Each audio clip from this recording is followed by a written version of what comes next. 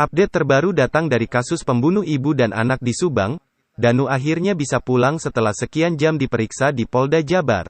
Tak hanya memenuhi panggilan dari penyidik Polda Jabar sebagai saksi kasus pembunuh ibu dan anak di Subang, Danu juga diketahui telah melakukan tes kesehatan bersama kedua orang tuanya hari ini, Selasa, tanggal 7 Desember tahun 2021. Pengacara Danu pun menuturkan bahwa belum diketahui akan ada pemeriksaan lanjutan di Polda Jabar atau tidak. Masalah pemeriksaan kita belum tahu, kita tunggu aja dari penyidik kapan, ujar pengacara Danu. Danu diwakili sang pengacara pun berharap bahwa kasus pembunuh ibu dan anak di Subang yang menewaskan nyawa Tuti Suhartini dan Amalia Mustika Ratu tersebut segera selesai dan pelakunya segera diumumkan sebagai tersangka, *****.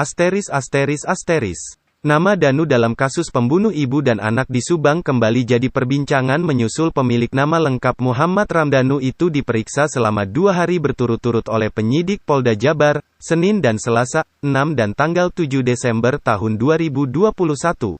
Ternyata Danu, menurut YouTuber Anjas di Thailand, adalah salah satu saksi pembunuh ibu dan anak di Subang yang beberapa kali memberikan pernyataan kontroversial baik di media sosial, media massa, bahkan mungkin dalam BAP.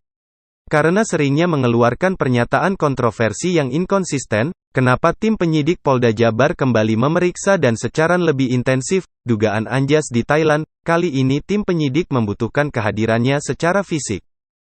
Antara lain, sebut Anjas di Thailand, dalam YouTube Ki Anom Danu mengaku saat keluar jam 3 pagi melihat ada orang di TKP kasus pembunuh ibu dan anak di Subang, namun beberapa lama kemudian, pernyataannya itu dibantah saat diwawancara media massa.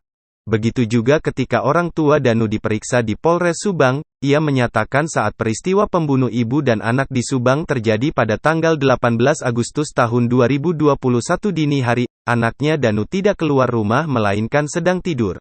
Bisa jadi, Danu menjalani tes, apakah itu tes psikologi atau kejiwaan atau tes kebohongan? Jadi bukan tentang BAP, mungkin ada tapi tidak fundamental, mungkin Danu sedang melakukan tes psikologis atau tes kebohongan, ujar Anjas di Thailand pada kanal YouTube Anjas di Thailand yang tayang pada Senin tanggal 6 Desember tahun 2021. Polisi menggunakan tes kebohongan bukanlah hal yang pertama kali dilakukan kepada saksi kasus pembunuh ibu dan anak di Subang. Sebulan setelah kejadian pembunuhan Subang, Yosef dan istri keduanya, Mimin Mintarsi pernah menjalani tes kebohongan. Demikian sahabat Indra, semoga secepatnya terungkap.